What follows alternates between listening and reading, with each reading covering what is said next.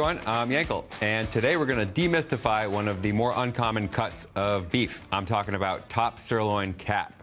You might know it as culotte or picanha. Like the name suggests, top sirloin cap is cut from the top of the sirloin.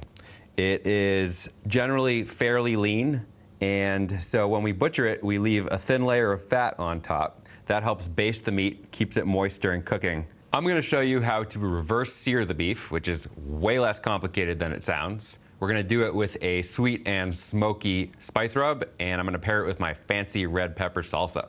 I start with some coarse smoked salt.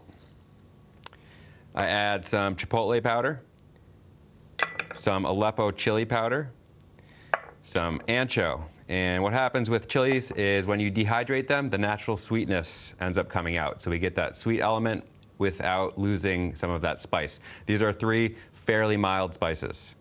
A little bit of cinnamon, smoked paprika, and coffee. Fresh ground coffee.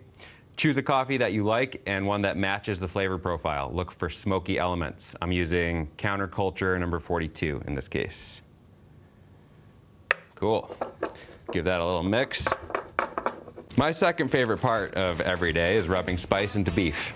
My first favorite part is eating the beef after I've spiced it. I've got my meat covered with spices. We're going into the oven at 200 degrees until it hits 105. Takes about 35 minutes.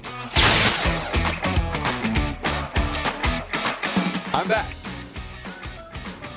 While our beef is in the oven, we're gonna make the fancy red pepper salsa. It's basically a take on a chimichurri. So I start with bell pepper. Many different ways to cut a bell pepper. This is my favorite way. Cut off the ends, slit.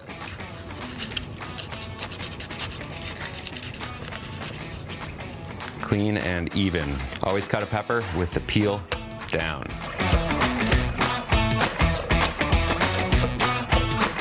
Easiest way to dice an onion.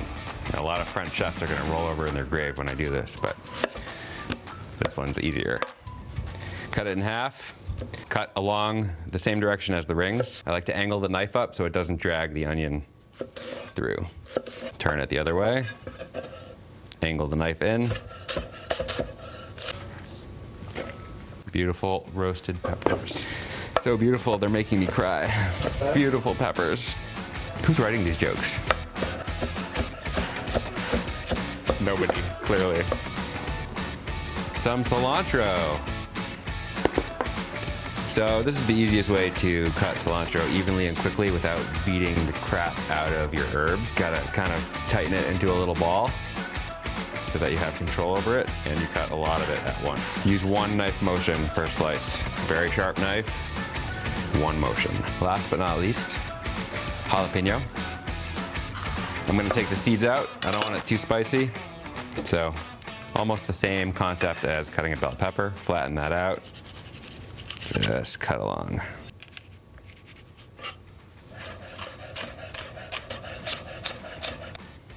Well, I'm done crying and cutting my vegetables. We're gonna add a little bit of red wine vinegar, a little bit of olive oil. You can find the exact amounts in the recipe link below.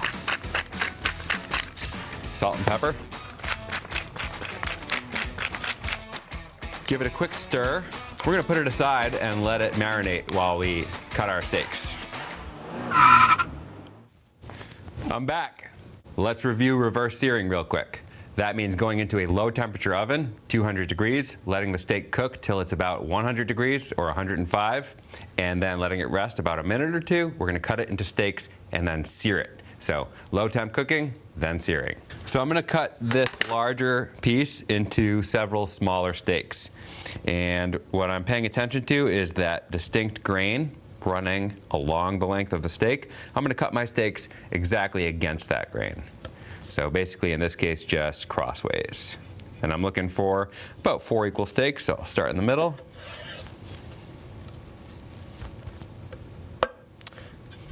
Cut one more out of each.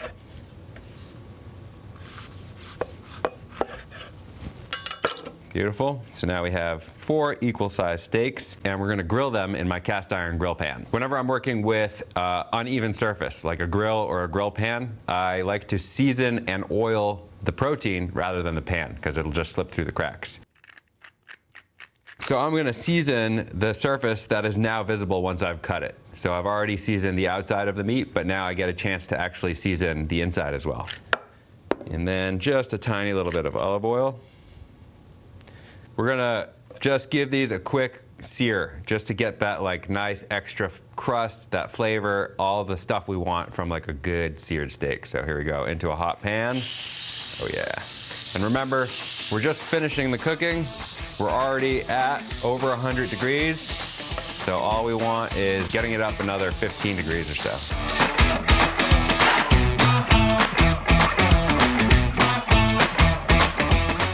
Just want to make sure I get that last sear on the fat, because that is the most delicious part. So I'm going to just flip them over for a sec.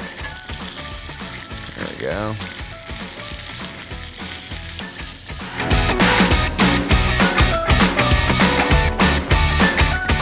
All we have left to do is platter and eat it.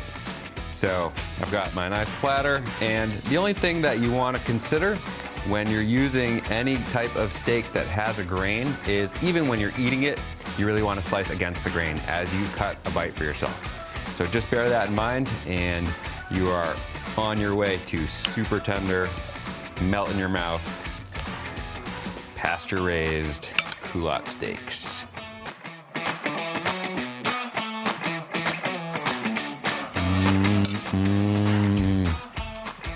Who's writing these jokes?